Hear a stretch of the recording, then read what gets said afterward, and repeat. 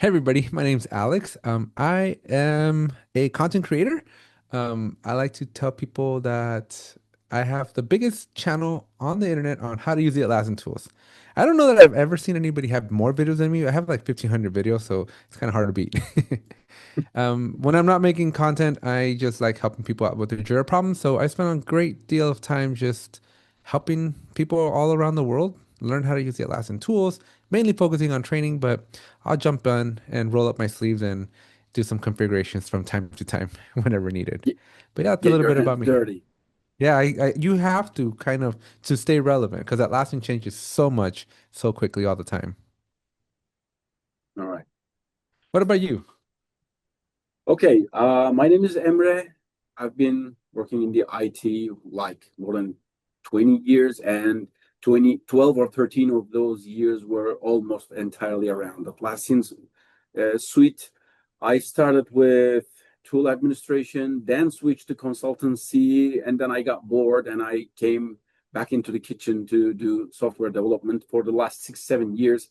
Me and my team have been doing building marketplace apps for the Atlassian ecosystem. So we are building, operating, supporting those apps. That's my daily work. Awesome. Yeah, I have a little bit of a developer background myself. In a yesteryear before vibe coding was a thing, I, I had to learn how to code in C++ the hard way. Now everybody's a And developer, let me right? tell you, C++ is, yeah. Then I jumped into IT and then eventually into project management. And then I kind of married the two because when I was in IT, I was doing Atlassian server administration. Then as a project manager, I went to go use Jira. And I'm like, wait, I know how to manipulate Jira to do my job much easier. And so I kind of took off with that. Out of necessity, you say. Something like that. Okay. So let me share my Yeah, let's tell screen everybody and why we're here today. yes, We're here to talk about we something really, really awesome. you think so?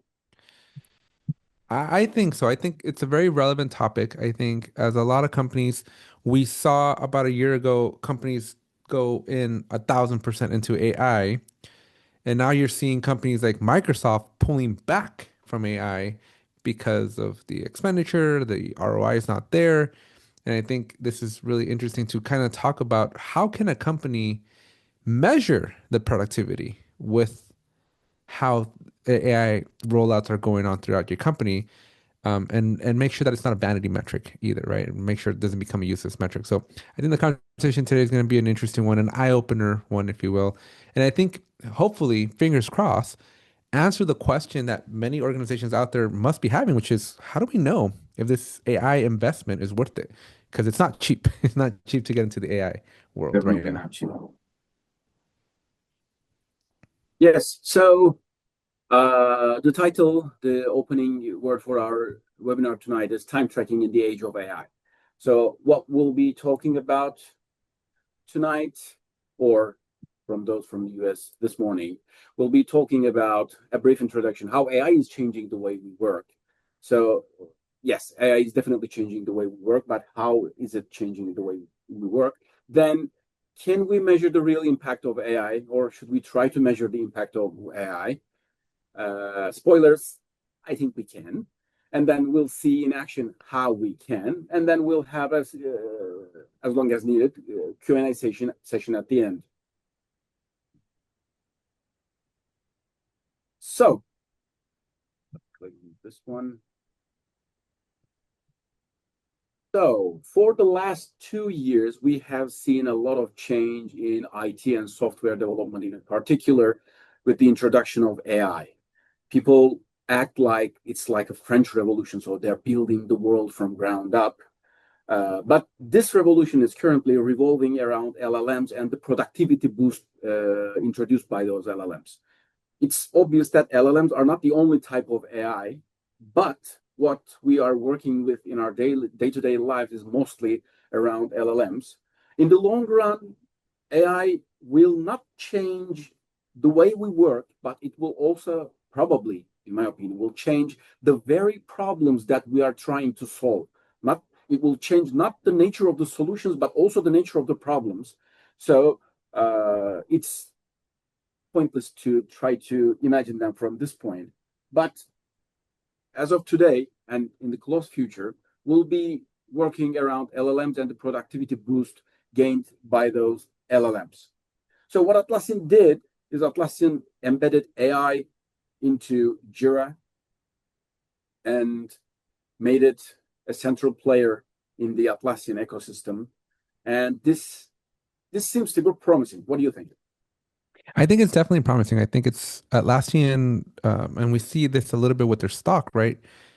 In a world of SaaS where more and more companies are laying people off and there's less people to actually take up seats, right? Atlassian's kind of like, how do we stay relevant? How do we stay very much interweaved into the day-to-days of operations, especially when you don't really need like a 15-person team to go build some software anymore, right? With the vibe coding, with the agent models, with MCPs, like you can do a whole lot more with a lot less. And so Atlassian is investing in their strategy, which is turn Jira as an orchestration layer where all the work still passes through Jira because just because we're being more efficient, more productive, doesn't mean that we're doing less work. And that especially does not mean that we need to track the work that's being done any less because AI, as powerful as it is not always 100% accurate or correct. And you can go down some nasty rabbit holes if you're not careful or if you're not keeping a careful eye with it. And so I think this is where Atlassian's kind of positioning Jira to be that central hub, if you will, within an organization where you're seeing the what all the agents are doing and the humans as well. And it's that center point where you can manage both sides of the story. Yes, that actually touches to a central point where I think most people or many people are mistaken. Some people like to think that Jira or any SaaS tool is about to die. The world is a new world, so we will no longer need those tools. Everything will be done by AI. But as you adequately put, AI is helping people, and Atlassian's human in the loop approach seems to be the future. As long in the future, many pieces of work will be done by AI, and probably each individual human will be working with or orchestrating an army of AI agents, probably. But as long as there is work to be done, there are multiple people involved, there is a need for tracking that work, reporting on that work. Something like Jira is needed. So I believe Jira is here to stay.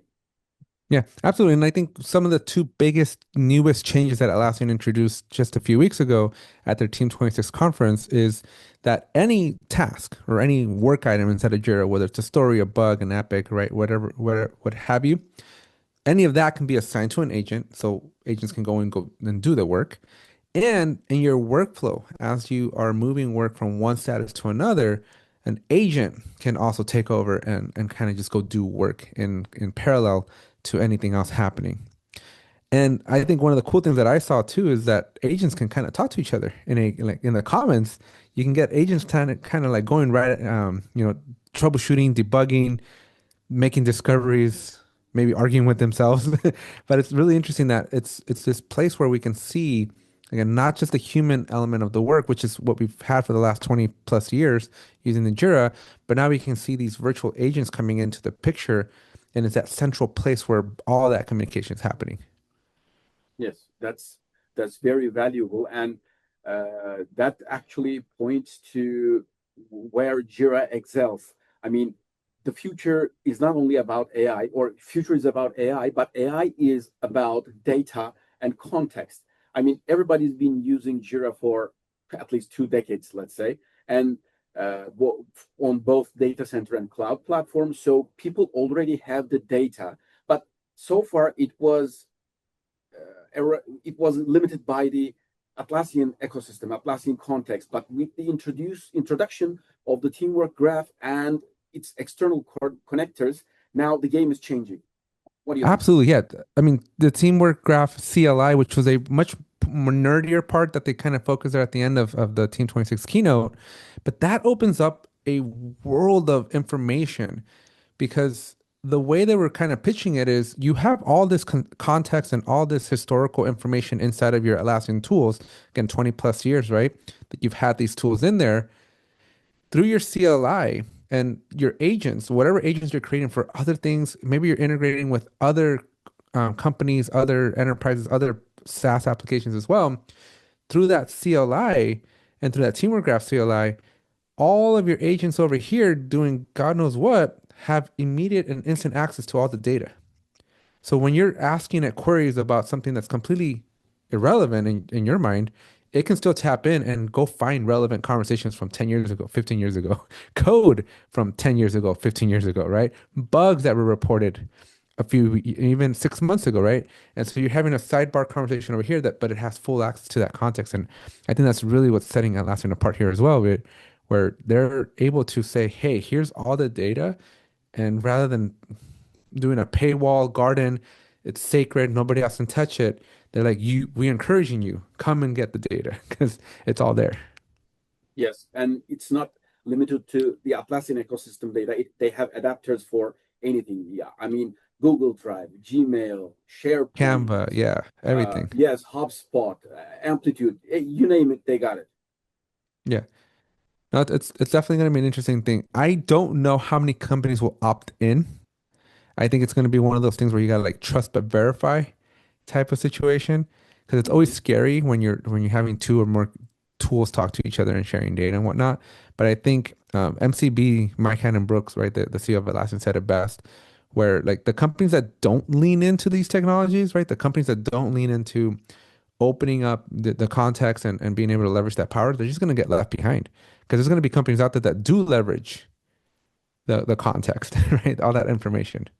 You actually mentioned something very important because we see that Atlassian built that teamwork graph and gave the capability of other people or other tools, other platforms to connect their data, but they realized that not everybody has to use Rovo. So they said, okay, we also have a Rovo MCP. So you can use the MCP and connect it to your AI agents somewhere else, still benefit from this teamwork graph. Hmm. Yep. Yeah, exactly. Again, that's really the eye opener, which I think maybe because they announced it like an hour in to that presentation, you might have been a little fatigued an hour into it, but that is game changing. Like it allows Atlassian to still stay very much relevant in whatever Yes, direction any company decides to go in. yes, definitely. So now, since we are living in the age of AI, the expectation of every manager, every CIO in the world is okay, now we have AI, so we should be working more effectively, producing more with less resources. So, how can we measure the real impact of AI? How can we measure the adoption rate? How can we measure the effectiveness of AI, and what are the wrong ways to do this? What are the right ways to do this? Absolutely. And I think again, this is if you're following along the narrative, right? We've hyped up how amazing AI is, and I don't know of any company today that isn't drinking that Kool-Aid. We have a saying here, you drink the Kool-Aid, right? You do what all the cool people are doing, which is adopting AI. But can you measure that impact, right? Like that is a little bit harder and trickier to do. And I think this is one of the things I'm excited to talk about today. How can we actually do this in a much more tangible way? Okay, the there are some real metrics and there are some vanity metrics. I mean, it's, a significant portion of the companies I go consulting seem to be trying to measure that adoption and impact by using the number of prompts or number of agents or the number of tokens spent. Do you think that makes sense? I don't think so because it just ends up influencing behavior and not always in a positive way. Back in my day, which I'm not that old, but it feels old now, right? But back in my day, my wife and I were both software developers, so we used to get measured, right? Part of our annual performance was how many lines of code did we write, right? That was a very important key metric that our teams would track. Is like, so we were incentivized instead of doing a very efficient, very awesome function, right? Some code that could be done in 2 or 3 lines, we were incentivized to break that code up and make it as big as humanly possible. Because the more code you wrote, the better it was. It reminds me of, I was talking to my kids, my in my senior year in college, we wrote a book. My wife and I each had to write a book on computer architecture. It's almost 500 pages big. And I remember the professor would say, he would grab the stack of the books and he would chuck them across the room. The farthest one would be the F, and the one that went that was the heaviest was the closest. That would be the A, and he'd grade like that. And I think you become victim to these vanity metrics where it's like, okay, so if I make more pages, I get a better grade, and you don't want to do that because it's not a real impactful or meaningful value. Yeah, definitely not. So, uh, what I think about this is we should stick to the old metrics. By old metrics, I mean those vanity metrics are all about technical stuff that doesn't mean anything in terms of the business value created. But Right. most of the time, your time metrics, especially those metrics, the ones that were used to measuring before, like cycle time, lead time, response time, resolution time. Those metrics respond to any kind of improvement in efficiency in a healthy way. So using those time metrics seem to be the way to go still in the age of AI. Absolutely. I mean, it's been around since the Toyota way invented all this stuff with throughput. I've had very deep, meaningful conversations with agilists out there where they're like story points, right? That was a measure of how good are we, how accurate are we on the story points. That individual that I've had really good discussions with is like story points, they're useless because it doesn't measure the throughput, right? It doesn't measure something that is actually valuable, which is we have this work. How much of this work did we get done, and did we get it done in a timely manner? That's ultimately what you care about, right? You need to process the work and get through the work to get to market, right? There's all these GTM strategies, go to market strategies, right? Well, you can't get there if you're dragging your feet. And over prompting your engineer or over prompting AI is not going to necessarily help you cross the finish line any faster. That's also another interesting topic because that reminds me something. Uh, Most people, for some reason, most people don't seem to have read the Scrum guide. I mean, everybody's doing Scrum, but they're learning Scrum from online meetings or webinars or YouTube videos or LinkedIn posts, but nobody seems to Hey, have hey, hey, read we're doing the all of those right now. Those are not bad right. ways to learn stuff. Okay, but the Scrum guide is a very thin, very easy reading. I mean, you Oh can yeah. just read it before lunch on your way to the table. And one interesting thing about the Scrum is Scrum. It doesn't mention the guide itself does not mention story points, but it says you divide your work into stories, and each story needs to have a business value estimation and a cost estimation. Those are two separate things. But somehow we are convinced that we can get away with doing just one, which is the story point. You just set story points. Right. And let's face it, most of the time, almost all of the time, it's based on cost, resource cost, time cost, people cost, whatever cost. It's based on cost. It's very rarely about business value. Yeah, you want to be very careful because like earlier before the meeting started, you shared an image about pull requests as well being useless metrics. My wife worked on a team where if she broke the build, right, she would Mhm. write code, check in the code, and if that new change that you introduced broke the build and you had 3 breaks in a year, the best you could do was a fail to meet expectations at work. And so everybody was so cautious, right? Like you're so nervous and you're like, you would your cycle time, right? Would extend drastically because you're like, I gotta be 1,000,000% certain that this thing works because 3 strikes and you're out. And so it just creates this like fear and again alters that behavior and it doesn't do anybody any good because you just slowed everything down. It doesn't drive innovation. It doesn't drive, taking risks. As Miss Frizzle said, I don't know if you've ever seen the Magic School Bus, but I love quoting Miss Frizzle. We had a show here in the U.S. That's a show that you watch when you're a young 5, 6, 7-year-old child. It's called the Magic School Bus, and this teacher she takes them exploring out there, like into awesome things. And she's like, get messy, take chances, make mistakes. And when you have these vanity metrics, you kind of don't take chances, get messy, or make mistakes because you're being graded on the wrong thing. Yes. So this brings us to our original point. I mean, the metrics, especially the time metrics before for that come from the pre-AI age, still works, still makes sense.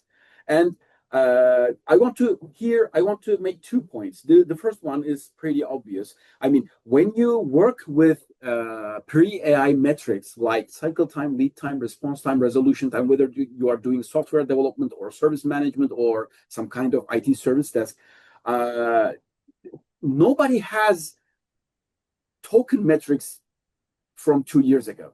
But if you have data in Jira, you have cycle time, lead time, or response time metrics from 2, 3, 5 years ago. So if you expect any kind of improvement in your metrics, you have something to benchmark against. That is priceless. Yeah, because you don't know if spending more tokens is helping you or not. But as we're going to show in a little bit, you're going to be able to see an improvement in, hey, we have an idea. How long did it take us to deliver that idea? It used to take months, weeks, days. Months, weeks, Now yes. And that days if you're really good. and it's if it's not too big. What that will change in the age of AI. Okay, so we'll Yeah. see how it goes. So before moving on, I would like to underline something. I have a point to make. We are talking about time metrics that, time metric these, but there's an important distinction in terms of time metrics. Uh, and surprisingly, not many people seem to have thought deeply about this distinction. There are two types of time metrics. First, we have workload-based time metrics, and then we have workflow based or history based time metrics. What do I mean? Workload based time metrics are the ones where your people log work onto issues. They say, I have worked 2 hours on this, I have worked 3 hours on this, 1 day on this one, 2 days on this one. And in the other one, you get to calculate the metrics we just mentioned, like cycle time, lead time.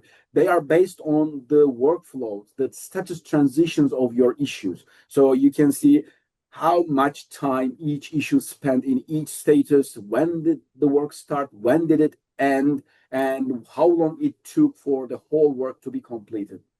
I mean, workload based metrics are fundamentally good for invoicing and cost calculation, but they don't show process performance.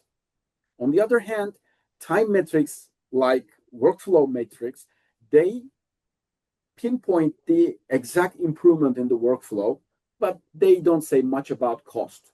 I mean, these two types of metrics are not alternatives to each other, and neither one is useless. They are rather the two faces of the same coin. So they complete each other to give you a complete picture. Yep, absolutely. So where are we? If AI works, the numbers will show it. That numbers being cycle time, lead time, or your other time metrics.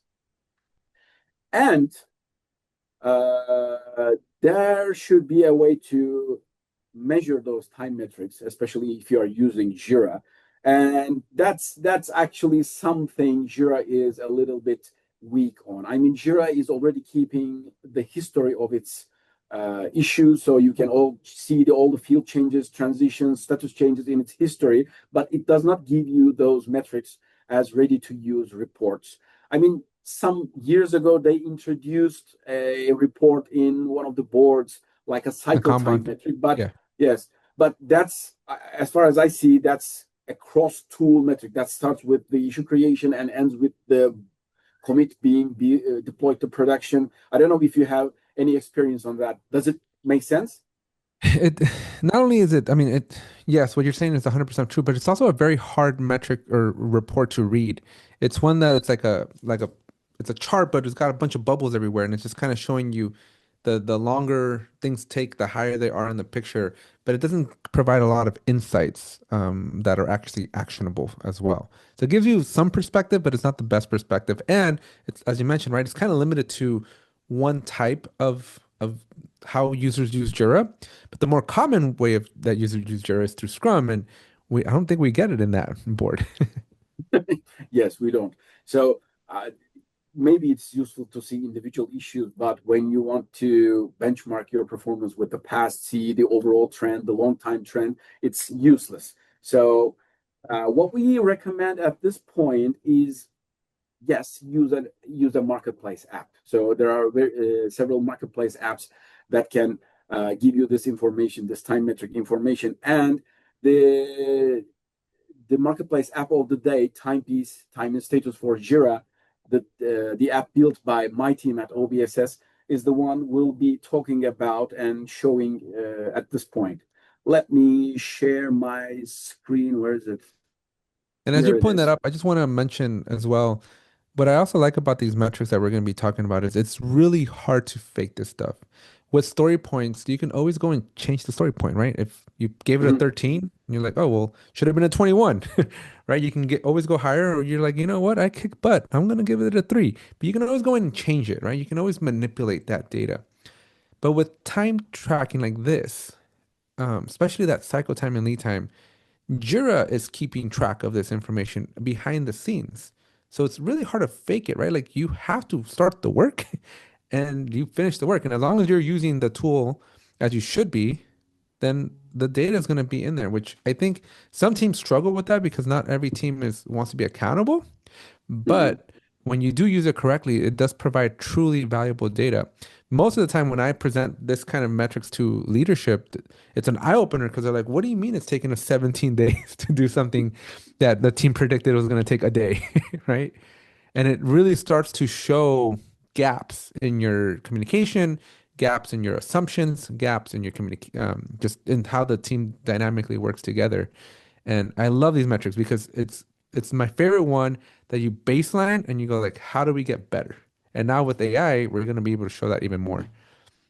Yes. I mean, you can try to resolve your issues that you haven't completed yet, but it will that automatically trigger something else down in the pipeline and they will break. So your Yeah, point is correct. You cannot fake it. absolutely. All right, well, Okay. show me this awesome stuff here because this is now we're Okay. in your domain now. Okay, you're in my domain. So this is what I've been spending the last 6, 7 years of my life with. So, okay. Timepiece, Time and Status for Jira is a Jira app that's working inside Jira. You can find the app on the left-hand side menu of Jira, and it has many different report types. I will not get into those. We will stick to the ones that are relevant to the topic of the day. I will start with the status duration report. As the name suggests, this is a time and status report. It shows how much time each issue spent in each status of your workflow. So they have data bars on them. I particularly love these data bars because it makes it easier to digest the report without actually looking at the numbers. It gives a sense of scale for each number in the report.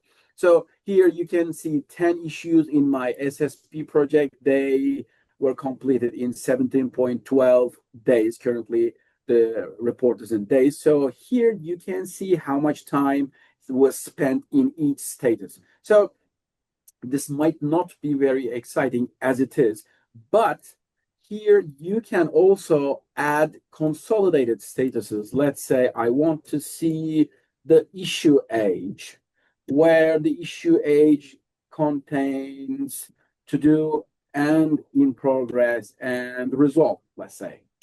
So when you click apply, time and status can calculate this as a consolidated column and add it as a column to the report where I hope you can see it says this one includes, come on, in progress, to do, and result. So here are your issue age metrics available in your report. I mean, you are not limited by a simple single metric. You can add issue age, cycle time, lead time, a lot of metrics as much as you like. And uh, you can compare them. You can use them in the reports. This is a list report, as it say here. This is a list report. So it shows each issue individually. But if you are talking about the big picture, we will probably need to see the long time trend or some kind of grouping. This one also provides average and sum reports and other aggregations, but let's start with averages. I want to see the average issue age per project or per year or per month. Actually, we have all kinds of issue fields here. You can group by issue type or maybe story points. So for different scale, different averages. But let's see if we can go with quarters. So I want to see the year and quarter values of averages. It can make that calculation and give you a sense of trend over long term. So in this project, we have data from 2024 and 2025, and you can see it doesn't make a real difference. So let me switch to another data set that actually has value. So two things I want to show here, because we talked about two problems. The first one being how do we see the AI adoption? The second one is how do we see the improvement in time metrics? The AI adoption, it's not easy to see the whole picture, but at the beginning of the webinar, we talked about Atlassian introducing the ability to assign issues or work items to AI agents. So there we can see how many times AI agents were assigned issues. This is an any field count report. You don't have to go into the details, but the any field count report basically shows how many times a field had each value. Currently, it's based on assignee field. And here in the columns, you see assignee names. Ahmet, Berk, Emre, Orkun. These are real users. And in this sample data set, we have support agent 1, support agent 2, and triage agent. These are AI agents. So in this list report, you can see that how many times each issue was assigned to a real user or an AI user. This is important data to start with. But since we can do this, we can also turn this into a sum report. Okay, I want to see the year and quarterly sum of this data. Then time and status calculates all the data in the demo project. I think we had something like 500 something issues. So here's our trend data. I'll give you a second to digest it. This is demo data, so it starts with the year 2023, first quarter, second quarter, third quarter, fourth quarter, and then 2024, and ends with 2025, second quarter. Here, you can see that the number of assignments made to actual users pretty much stayed the same throughout the years. But at the beginning of 2023, no issues were assigned to AI agents. And the second half of 2023, people started assigning work to them. Maybe the workflow definition was improved, or maybe people actually started. But the adoption started at the beginning of 2024. Things got faster, and then in the second half faster. And as of 2025's first half, people significantly started to assign work. A significant portion of the work started to be assigned to AI agents. So this report shows a significant trend in AI adoption, or at least in the AI adoption of agents provided by Rovo. So this is the first one. The second report I want to show is the original report, the status duration report that we started with. Here I have configured the report to report the cycle time in the demo data project. So here I said I have the cycle time, and my cycle time includes open, in progress, and reopened statuses. Once again, we have 515 issues. We are looking at the first 10, and we can see the individual cycle time for individual issues. But when I say I want to see the average cycle time for each year and each quarter, if I let Timepiece do the calculation for this average cycle time,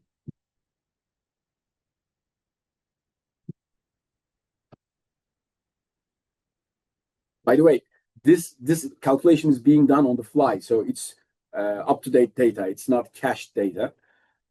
So here we have the same report, once again, grouped by the year and quarter parts of the created date. And here in this report, I can see that the cycle time started with 5.41 days in the first quarter of 2023, and it was improved to the point where it reduced to 2.26 days in the second quarter of 2025. So this is sample data, so this is too smooth of a curve, maybe, but I guess you get the basic idea.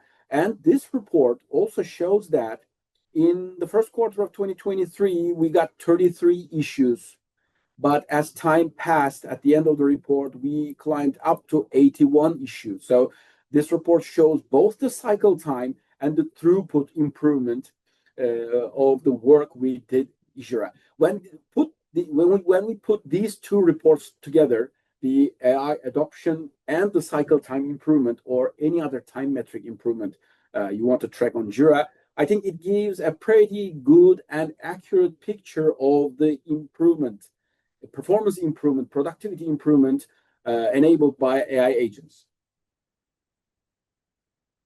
What do you think? I think this is again truly helpful and insightful because it shows you. I think one of the things that Jira does not do very well is trend data, right?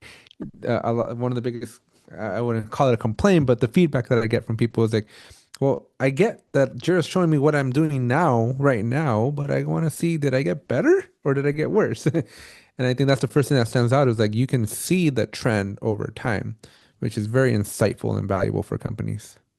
Yes, I mean, in this example, we prepared the trend report based on the create dates of issues. But here in this report, you can use any kind of grouping. I mean, you can use create date, you can use update date or resolution date. Update date doesn't make sense, of course. You can use the resolution date, or you can use any kind of custom date field you have on your issues. Or for the grouping, you can use any kind of field value you have on your issue. So you can divide this report into subgroups by issue types, projects, components, or vendor types, any kind of grouping you have on your issues. Awesome. Okay. So let's get back to it. We went through the Timepiece demo. I mean, Timepiece has a lot more to offer. We got more than 15 different report types, but I'm not getting into the details of the others. And one other thing, since we're talking AI, one other thing worth mentioning is the recent AI agent we introduced. We built, we realized that it's not always easy to use Jira or even Timepiece. I mean, it's a very capable and mature app. It's been in the Atlassian marketplace for more than 10 years. So it has a lot of controls parameters, a lot of capability, and it's not always easy to translate your business expectations into Timepiece reports. So we built a Timepiece assistant, a Timepiece robo assistant. This robo assistant is based on our product documentation as well as our rich knowledge base articles. So it can tell you how to do or how to configure Timepiece to get what you need. For example, you can ask, I want to see the cycle time in my demo project. Tell me how. Here, Timepiece Assistant will start thinking. First, it will review the question, understand what it does, and it will then access our documentation to see what it can offer to you in terms for the resolution of your problem, and it will come up with solutions, hopefully. Okay, so it has follow-up questions. Where do I find cycle time? How do I add cycle time? Can I filter? Okay, my cycle time includes in progress and to-do statuses. Let's see if it makes a difference.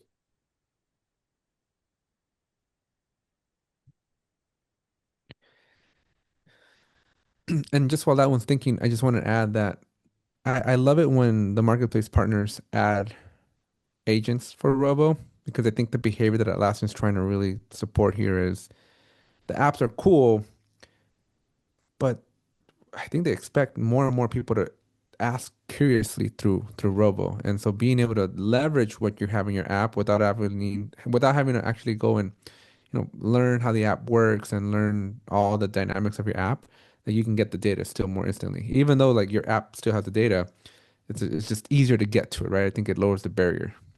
Yes, because and the Timepiece assistant being inside Jira makes it incredibly powerful, not only because of the teamwork graph that works behind it, but it also can access Robo itself, not our app, but Robo itself can access your project, your users, your issue types, your workflow, your custom fields. So when you ask it such a question, it came up with a recommendation that says, okay, you can use the status duration report with the consolidated columns feature. How to do it, how it works. It explains here how to prepare reports. If you want to configure it manually, it gives you step-by-step instructions. Open Timepiece, switch to status duration report, click the status button, add a consolidated column. It gives you step-by-step instructions on how to configure the app for your use. I mean, I was planning to show you as a second step of this, but Rovo at this point decided to do it at one step. The Timepiece assistant can also prepare a direct report link for you. So here it explains the steps to prepare this report, but it also gave me a direct report link to what I asked. So if I click on the link, it opened in a new tab. Here is another Timepiece page. It's opening directly. It's pointing at my demo project. It's already configured to show the cycle time, to see, to do, and in progress. Here, I can keep fiddling on this report to adjust it or configure it according to my needs, or I can ask the AI to do this for me. Okay, you gave me the report. Now I want to see the trend based on created date. Let's say I want to see the monthly trend based on created date. It will show me the averages. Make sure data bars are enabled. So it will base this on its previous report link, and it will think again, and it will most likely give me another report link that has the updated configuration that I asked for.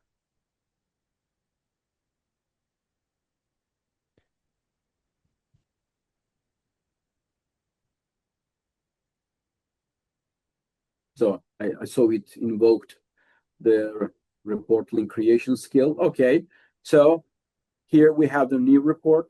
When we click on it, the report opens in a new Timepiece page. And this time, you can see that it's still in the demo project, but this time it's not an average of total. It's not a list report. It's an average of total grouped by year and month.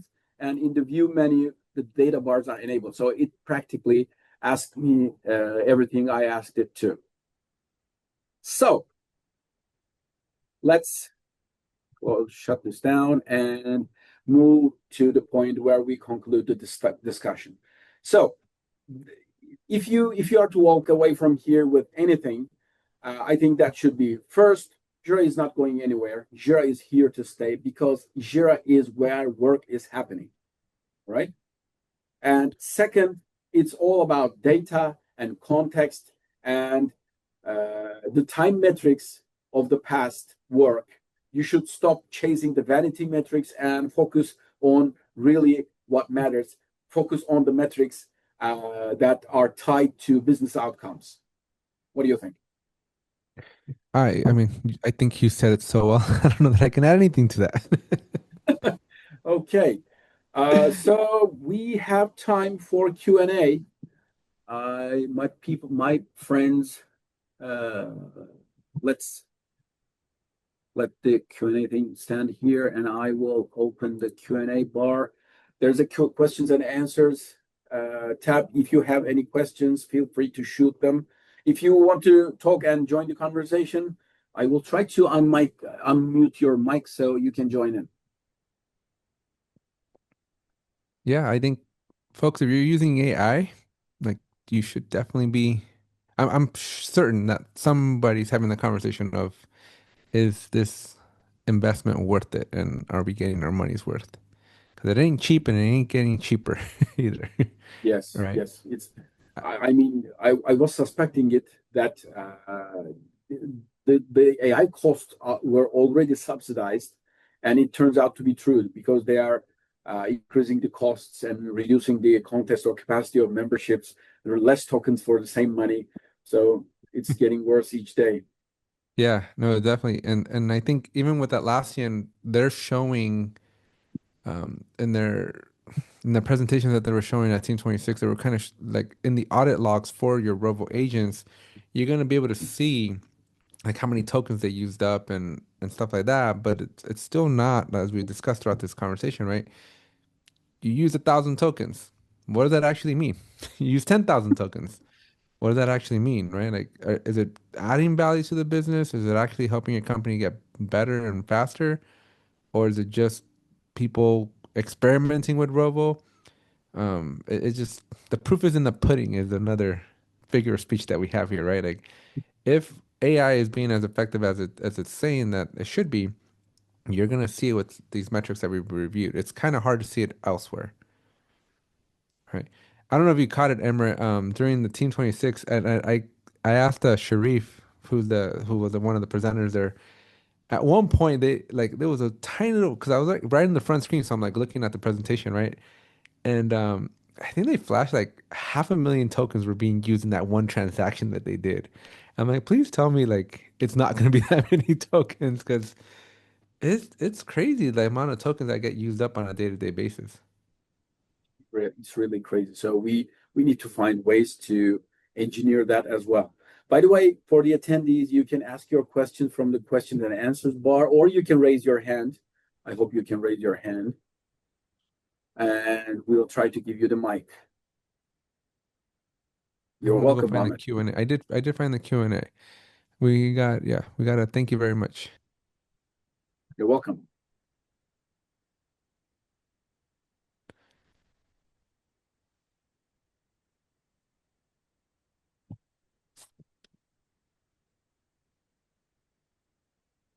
I'm gonna respond just so that it goes off the open ones. Okay, so uh, hmm, seems like we don't have any questions, so let's wrap it No up. news is good So news. That means we did a really good job presenting everything. AI is so fast, we don't even know what to ask. I mean, yes, that's my feeling exactly. Every day I am getting in front of my computer, opening LinkedIn and seeing new things that I haven't seen the day before. So they are introducing new capabilities faster than we can learn how to use them. And that is annoying. Yep. But I don't know. It kind of it's half job security, but it's also like it overwhelming, I think, right? Like every day is a new challenge, which keeps things kind of interesting, but I feel like people are gonna burn out even faster than ever before. Because it's Yes, a lot of noise and signals coming your way. most people in the real world don't realize this. I mean, I've been joking to my friends about this because not everybody is working in IT. And I say, uh, AI will have impact on the lives of everybody. I mean, everybody will be impacted, even the electricians, plumbers, painters, anyone. And us, IT people, software developers in particular, and marketing people, content creators, we are in the front lines of this battle. We are fighting as the first wave of this battle, and we are feeling the deep impact in our bones. But it will come to you, and Just stay tuned. we'll yes, just stay tuned. We will be many of us will be eliminated by natural selection. Who can survive this stress and bombardment of new features will stay, and the others will fall apart. But it will affect everybody. Yeah, absolutely. I know my wife's looking forward to it because she doesn't know how to drive, so she's waiting for those autonomous cars to be very reliable. So that I have a 14-year-old kid that I really don't think he's gonna want a license or a car when you can just summon a vehicle to come pick you up and take you wherever you want to go. Okay, we have a question from Adham. Says, while AI tools are significantly speeding up the initial production phase, writing code or documentation, are you noticing a shift in where bottlenecks occur in Jira workflows? For instance, does the shortened in progress time simply push the bottleneck down the line to review or QA? And how can we use cycle time metrics to expose this? Whoa, that's deep.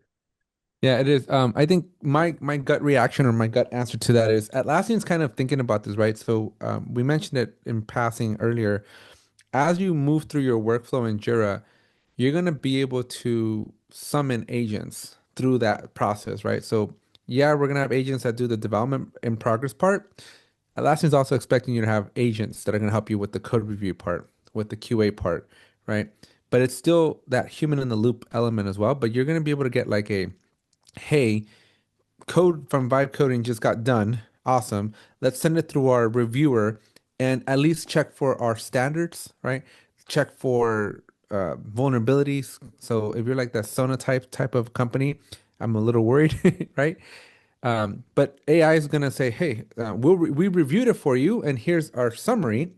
Human, just read through this summary now, right? So I think it there's bottlenecks, but I think those bottlenecks are going to be helped by AI as well because now instead of me having to read through every line of code, remember our coding practices, remember the different vulnerabilities, I'm going to lean heavier into, okay, the agent found this, this, and this. Let's go figure it out, right? And so I think it's gonna be a more partnership with agents and humans to unbottleneck the process.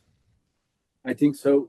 I think so. Yes, you're correct. I mean, we will need quality gates between those stages in our workflow, and those quality gates in the past were more optional. I mean, you can always hand it to the next person, so to be handled. But when AI amplifies everything, as you adequately put it.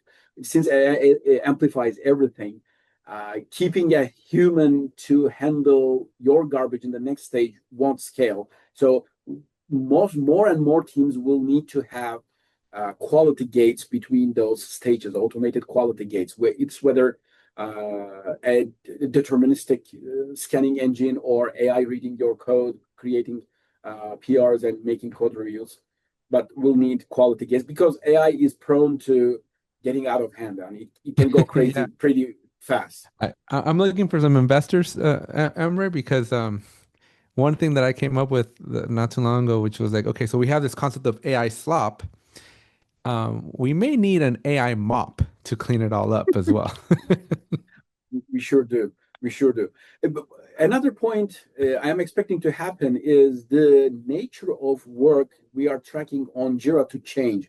I mean, most of the time it's half a day, 1 day, or 2 day tasks that are created on Jira, but that the size of that task will change dramatically with the help of the AI army that's working behind an individual person.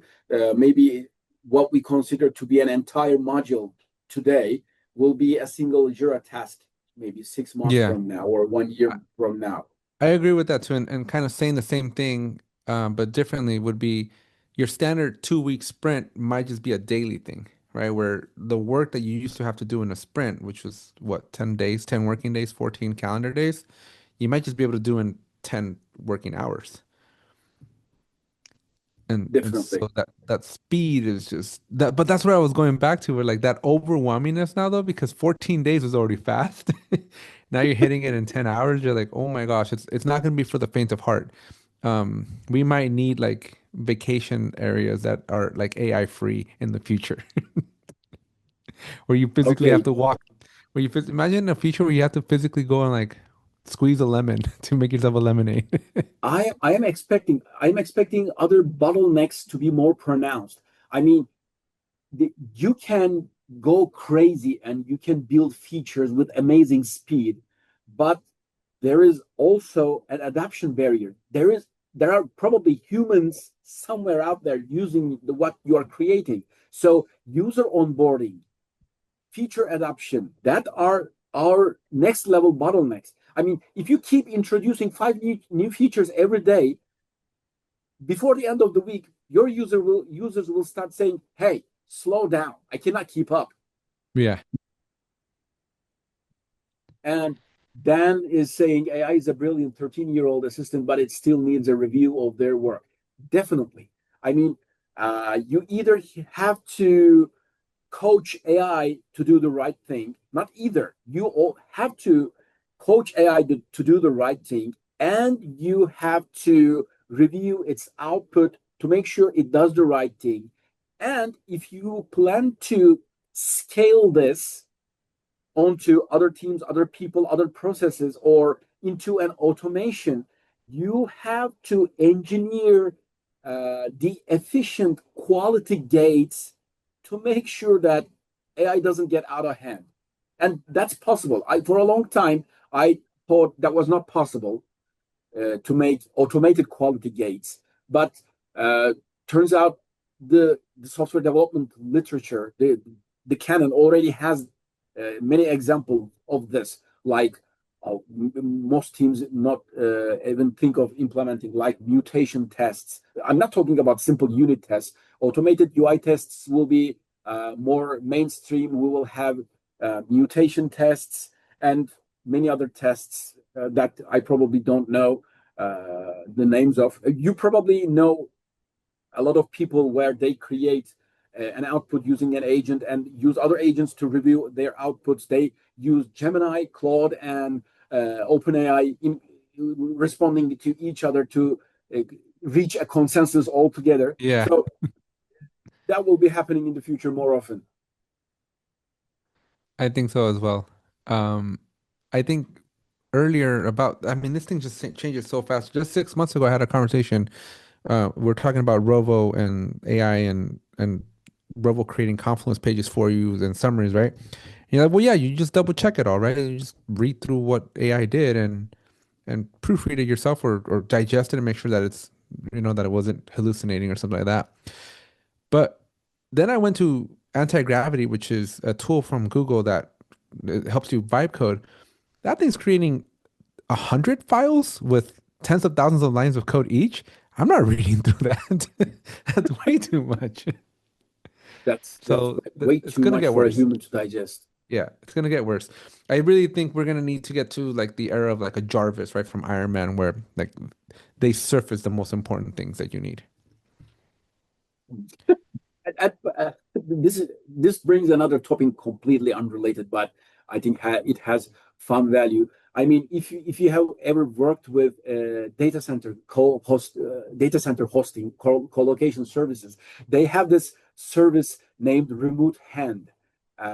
Because when you have a physical computer located in a data center, at some point when it crashes, somebody has to go to and press that remote reset button, or has to turn it off and on, or put a into its CD drive, a USB stick. They call it the remote hand service. And since we have AI assistants now, they will soon be telling us what to do, when to do, how to do. They will know about us much more than we do know about ourselves. And I fear that in a few years' time, we'll be executing our lives by as a remote hand, as directed by our AI assistants. Oh man, we. Also another fun but unrelated story. I did have my kids watch Terminator not too long ago. I have a 9-year-old and a 14-year-old, and I'm like, guys, this is what we're building, so you might as well get ready for it. We predicted it in the 80s. Yes. Well, Emre, thank you so Well, much for letting me participate here with you. It's always a blast to chat, and I hope you, yes. the Thank you audience, you for got your some value. valuable time. It was also immeasurable pleasure to talk with you. And for all the attendees, thank you for your time and thank you for attending. If you have any further questions, feel free to reach us through LinkedIn or any other place where you can grab our names. Thank you. Yep, thank you all.